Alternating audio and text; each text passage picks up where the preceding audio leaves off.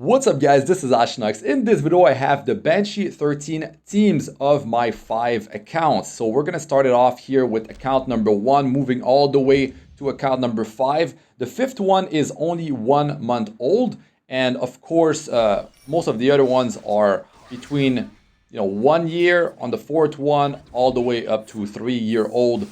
So yeah, there is different team composition, so you can expect that.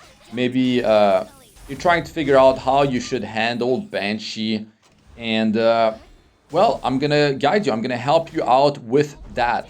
So the first thing is that having a full earth team is going to help you a lot. Like if you have a hero that is off element, that is not earth, what happens is that when the boss attacks that hero, she will heal herself, so it slows down your run. But the issue is that when you're running Angelic Montmorency as your Soul Weaver, because you need a Soul Weaver to keep your team alive unless you're running a one-shot team. So she stays alive, let's say, and the rest of your team goes down. Well, the boss is just going to heal herself, and then you're going to be stuck in that loop because your Soul Weaver, Angelic Montmorency, is not going down. And yeah, the run will never end. Well, it will actually end at some point, but it takes a really long time for that run to actually end.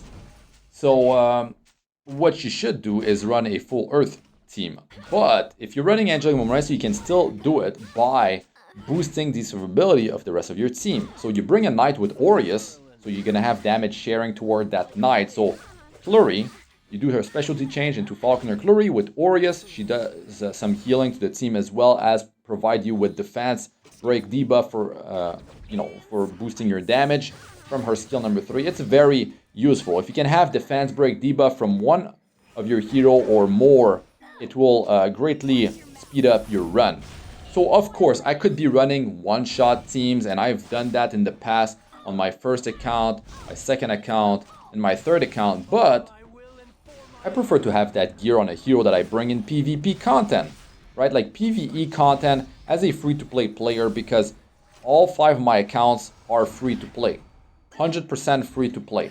So I prefer to bring that gear for PvP, because PvE content can be done with, like 3-star heroes just fine. You will need more gear by using 3-star heroes compared to having a bunch of 5-star heroes, let's say. But like in that team, I was running Green Sid and Pavel, and these heroes are running a bunch of speed. Like I have good gear across my heroes, and that required me to farm Wyvern to get that much speed. So the account 1 to 4, I was running Wyvern for a long time, and I decided to farm Banshee now because the counter set has always been 30% chance to counter attack, but on the tooltip it was 20% for 3 years now. So I'm deciding to just farm Banshee a lot and start building a bunch of bruiser heroes across all my accounts. And it will definitely help me out, so I can mix it up. I can still put my speed gear to good use. So that first team, I had Green Sid, I had Pavel, very high speed. Green Sid, he's able to land defense break with skill 1 when he has speed buff, and that's really good. It helps you to speed the run up. But most importantly, I'm running a Helga, Mercenary Helga, which has defense break for 2 turns on skill 1 and skill number 2. She's got a tag buff. Like, she's a powerhouse. She's a 3-star hero. Everyone can, easily get her. And then actually everyone gets her. Is it Flurry or is it Helga that you get for free now? Maybe you need to summon her. She's a 3-star hero. So, yeah, easy to get. Pretty much everyone can get her. And then you do her specialty change. She's one of the best hero in Banshee 13 by a long shot, right? So her kit is just providing you with so much damage. So to be honest, if I have Mercenary Helga built on, let's say, this account right here, the second one, I would have just brought her along. But I don't build every specialty change hero in all of my 5th account. So just keep that in mind. That's why I'm going to have various different teams. It's not always the same. Now for Soul Weavers, you can be running, different ones. I think Ray is one of the better one.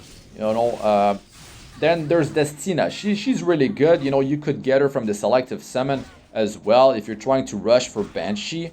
Now, an Earth hero is gonna be best. Ray, what I like about him is that he doesn't heal for a crazy amount. He heals for a decent amount, And that's okay. Like throughout the battle, you're gonna be fine, especially if you're pairing him with heroes that have like around 13,000 health. It's gonna be much better because the more health your allies have, the more healing Ray will be doing. And you don't need like a bunch of like crazy high amount of healing. You just need a constant stream of healing.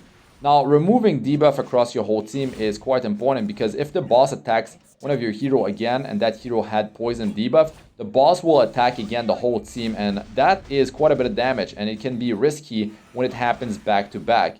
And you can see that with an Earth team, you are surviving much easier, and you're going to be able to do things like have maybe less health across your heroes. But to be honest, if you want a good success rate, you should try to have like 10 to 13,000 health. I do much prefer to have around 13,000, especially if you don't have much speed.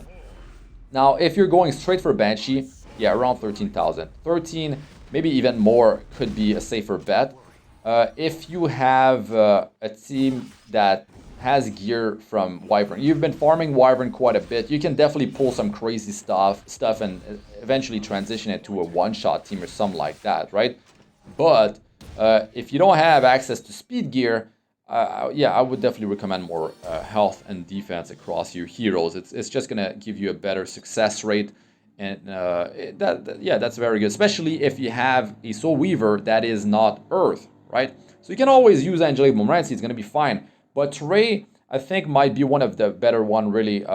Destina is strong, but I don't like when she uses the skill number 3 when like one hero has 1 debuff and you barely lost any health. That's really unfortunate when she busts her skill number 3. It's on 4-turn cooldown when you have her exclusive equipment that lowers the cooldown by 1 turn. You definitely want her to have a Prophetic Candlestick 3-star artifact.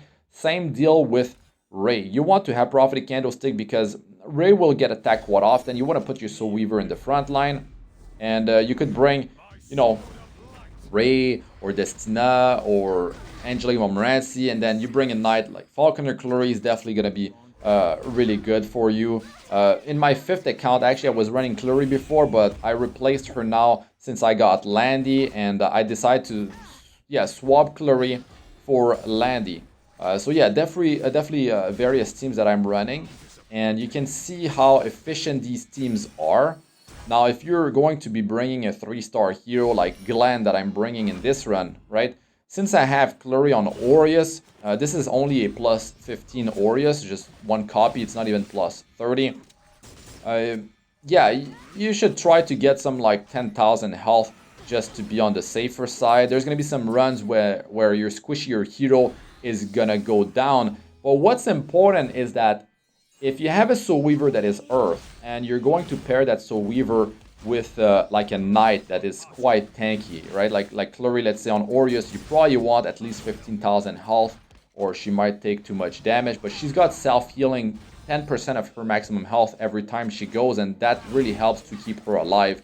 So you're going to be fine even with just like 15,000 health on Clary. You could have maybe like more speed, or you definitely want to have 65% effectiveness on your hero so you can land your debuffs. Now, my teams are not optimal across all my accounts. I'm not actually particularly aiming for that 65% effectiveness to actually land my debuffs, because my heroes are built for like PvP. And to be honest, like, yes, I could optimize all that stuff and get a better success rate. Yeah, that's something I could work toward, but I just transitioned not too long ago into Banshee 13 across all my accounts, so I'll be working toward that. But you definitely want to aim for 65% effectiveness for heroes that have the stronger debuffs. Like Defense Break is huge because you're shredding 70% of the target's defense. Another one, of course, that is very strong is going to be Attack Down, Attack Break, cutting the attack in half, definitely boosting the durability of your team. You know, there's various debuffs that you can have, but these two are definitely the most powerful ones in terms of like boosting your offense or boosting your survivability. So Glenn's pretty cool because he's got self-great attack buff, so he could be he's self-sufficient, right? He's got his own attack buff, well, greater, and skill 1 has defense break, so you could maybe bring a Glenn that is maybe running health percentage on his ring main stat or his boot, let's say, just so he can survive better. And then maybe you don't want to bring Clary because, you know, her skill 3 is on a pretty long cooldown to land Defense Break, and you already have it with Glenn. But you're kind of like risking it. This is a nice skill number 3 from Destina here. Look at how much healing this provides. Look at that. Like, it's beautiful when that actually happens. But sadly, her AI is pretty dumb, and she just decides to use skill 3 if one hero has 1 debuff and no one lost health almost. So that's really unfortunate when that happens. But if you're able to not take much damage across the your whole team until her skill 3 is ready again, which is going to be much better and reliable, well, reliable, with Prophetic Candlestick, it's luck based, right? Like, Prophetic Candlestick is, when it's maxed out, it's 40% chance when you get attacked to lower all your skills cooldown by 1 turn. It's really nice when it does happen. So you definitely want to put your Soul Weaver in the front, because 40% of the time, the AI will target in PvE content the frontline hero. So it makes it so much easier for you to, more chances to trigger, you know, the Prophetic Candlestick. And you can see the damage report of my heroes who's been performing better than the other ones. You can see how much healing, you know, the Soul Weaver is doing versus how much Clary is doing. But it definitely changes as I do more runs. This is just like one run. It's not a big sample size. And I'm running different team compositions, different accounts, different stats across all my heroes. So here we have 3 Earth Hero and we have Angelique Montmorency. Now this team, it's a speed account. I've been farming Wyvern a lot. This is my 4th account, so it's a bit over 1 year old. You can see Vildred went ham here. Like, he almost took out the first wave by himself. What that means is that this Vildred, I could almost have him in a one-shot team for Banshee. Like, if I have the exclusive equipment that boosts his skill 3 damage by 10%, he's able to one-shot the wave 1 with attack buff. That's pretty crazy right there. And then that's Rosette buffing him, let's say, or if I get an attack buff for the whole team. Yeah, he would need speed buff, though, to hold that damage. But yeah. This is not about one-shotting Banshee 13. There's definitely multiple team compositions that you can run to one-shot this boss. Some more, successful than others. But to be honest, as a free-to-play player, your energy is limited. So really, like, who cares about doing a sub 1 minute, one-shot Banshee team? Of course, if there's the buff event and you have a bunch of like leaf saved up, or you want to convert your energy, your Sky Stones into energy, something like that. Or maybe you don't have much time to play the game. You know, you can't have it running on auto repeat because you play other games, or I don't know. Everyone's in a different situation. But let's say you really want a one-shot team as a free-to-play player. Yeah, you can do it. It's just you might take some of the gear of your PvP hero, or you could be building an extra PvP hero if, let's say, you didn't go for the one-shot team. So yeah, you can definitely get more runs in into when it's a 30% gold buff event with a 50% crafting material drop rate event. That's definitely cool. So here, that's pretty risky right there. You can see that Euphine took quite a beating. Now, having Ray or Destina, well, Destina, the healing needs to be timed properly for her to... Like, let's say she already blew the skill number 3, and now it's on a long cooldown. Maybe the team's going to be in the struggle. So that's why I prefer to have heroes that have, like, around 13,000 health, so they don't get spiked down. Like, they don't get bursted down, and it's it could lead to not so good success rate for your runs. But if you're running a Soul Weaver that is Earth, and Falconer Clary, even if the other 2 heroes goes down, Clary by herself plus the Soul Weaver together, they can just grind down the boss down. Now, if you're not running Clary and the Soul Weaver, let's say Destina or Ray, are left alone by themselves, it's going to be so long until they down the boss, or maybe the boss ends up downing them, because this boss actually get a stackable, is it attack and speed passive? Damage dealt increase X whatever, like, so damage increases over time from this boss. So eventually she's gonna be able to take out your Soul Weaver, unless you were able to drop the boss down to like 10% health. Maybe your Soul Weaver can finish the boss by itself. But if you have Clary plus a Soul Weaver, both of them will stay alive if they're Earth. I mean, if the Soul Weaver is Earth, and that's cool. That's definitely going to increase your success rate, and overall your runs are going to be shorter, and you can just let the runs go for like 15 times depending on your pet generation, how many stars, or 20 times, and it will just happen, right? It'll happen, and that's good. Maybe you go to sleep, you just let it run, you bring your brightness down of the screen of your phone, and that's it. That's your strategy to spend your energy. So yeah, you're getting a bit over 1,000 energy as a free-to-play player if you're getting the 100 energy twice a day, and each are in a 1 hour window, so you need to be in the game at those times. But yeah, from buying, energy using friendship point, conquest point, the web events, like that's 200 energy or more. If you're in the guild, they're buying the energy for 1,000,000 gold. They're buying them from the guild currency. If you already bought the 300 currency chest that week, all that stuff, that's a bunch of energy, and you can get a bit over 1,000 energy every day. So it's very generous, and you can definitely get a lot of runs in. And when it's going to be a buff event, you definitely want to save your leaves, save your mailboxes energy, so you're just going to be able to like go back to back with your runs, and that's good because you're going to be getting more gold, you're going to be getting more crafting materials. So now this is the 5th account. I've been running Charles plus Ray plus Faulkner Clary plus Helga, well, Mercenary Helga. That was my team up until the limited banner of Landy came out. So I decided to replace. I was like, I just got Landy built. She's not even 15 skill ups yet. And she's built for PvP. Well, not 100% for PvP. I would like her to have more health. She's on Proof of Valor. Like, you can see that the run goes pretty smooth, pretty fast as a 1-month-old account. And that is thanks to the fact that it's a full Earth team.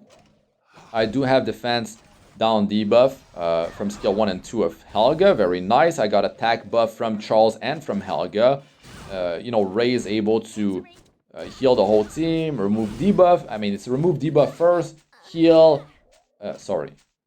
Heal and apply immunity buff on the whole team. It's a very powerful skill number 3, and it will heal more the more health your team has. So that's why I'm saying, if let's say you're running Ray, you definitely want around 13,000 health. Now, if you're running this Tina, yeah, you can run with less health than that, but you should definitely have an Aureus with, a Knight with Aureus to boost your survivability.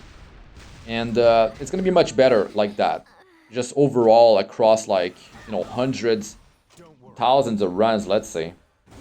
Up until you decide to transition into a one-shot team, but who cares as a free-to-play player, because you're limited in the amount of energy you actually get. But if you are really tight on time, you really want to squeeze so many runs into a buff event or something like that, then yeah, you can work toward a one-shot team. And I have videos out, using various heroes, so you can go and check those out. But this was about, helping you guys with maybe building a Banshee team. You can see the damage is pretty ridiculous. Building a Banshee team, how to pull it off. You can still do it without having a mono Earth team, like having all your heroes Earth. Yeah, for sure. Angelica Montmorency, Knight, Earth Knight, Lurie with Aureus, and 2 damage dealers with around 13,000 health. You're gonna be fine. You can do it. A lot of times when I'm running Angelica Montmorency and the rest of my team is not tanky enough, what happens is that she might be the sole survivor, and then she's stuck in a loop. She's just healing herself, dealing basically no damage to the boss. And it doesn't matter how much damage that hero is dealing to the boss, because if you're not Earth, the boss is healing herself back to full over time. So there's that. So yeah, hope you guys enjoyed this. You can have a good idea of what you need to actually pull it off. My stats are, after each of the runs. And you can go back to my 1-week Banshee 13 run on this 5th account. It's free to play. You can see like when I was running my team before I got Landy, how it was performing, and I'll eventually get to making a 6th account. I know that's crazy, but I will be rushing for Banshee using 100% free-to-play team. So you will see how I proceed with that stuff. Yeah, I already have plans for that. I'm not sure when exactly I'll do it, but probably like in a few months. Anyways, that's gonna be it for this one. I'm Astranox. Good luck with all ya do. Peace out for now.